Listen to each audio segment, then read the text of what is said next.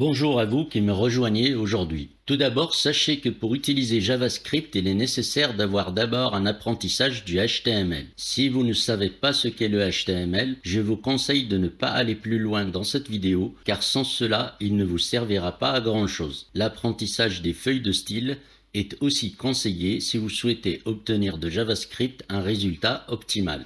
Tout d'abord, JavaScript est un langage de programmation à prototype orienté objet. On entend par programmation une suite d'instructions obéissant à des règles précises pour générer un programme informatique qui va arriver à un résultat fini, ce qu'on appelle un algorithme. Les instructions de programmation sont en relation directe avec les capacités machines d'un processeur, c'est-à-dire traduites par des programmes dont le but est d'être comprises par l'homme et éditées par celui-ci. Un langage de programmation peut commander un processeur pour exécuter différentes opérations sous la supervision d'un superprogramme comme une plateforme, exemple Windows, Linux. On le dit prototype orienté objet parce que le langage dispose de différentes opérations prédéfinies, appelées prototypes, dont on peut générer des copies modifiables. Dans JavaScript, tout élément est un objet, y compris le texte, les chiffres ou même les objets visuels comme les images,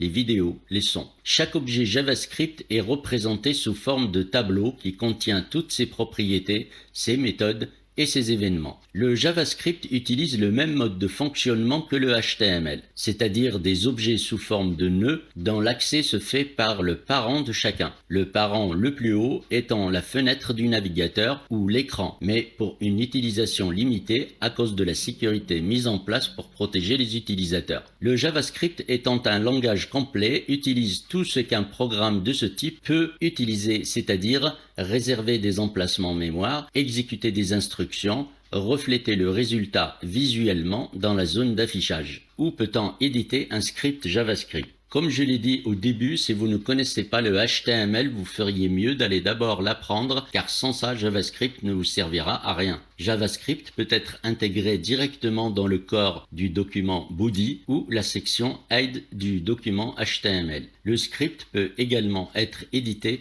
dans un fichier externe portant l'extension .js. Pour que le navigateur exécute un script, il faut l'entourer avec une balise script HTML si celui-ci est édité dans le document HTML. Ou s'il est dans un fichier externe, utilisez la même balise en indiquant au navigateur l'adresse du script grâce à la propriété src. Pour éditer un script, nous n'avons besoin que d'un simple éditeur de texte. De quoi est composé un script JavaScript? Une fonction JavaScript est représentée par le mot-clé fonction, puis d'un nom, d'arguments si celle-ci répond à des injonctions distantes entourées de parenthèses, puis d'un ou plusieurs blocs d'instructions qui, eux, sont entourés par des accolades. Chaque ligne de code JavaScript doit se composer de mots-clés et finir par un point-virgule. Les fonctions JavaScript, comme je l'ai indiqué plus haut, fonctionnent sous forme de nœuds. Cela veut dire que chaque fonction peut en contenir d'autres. Dans un bloc d'instructions,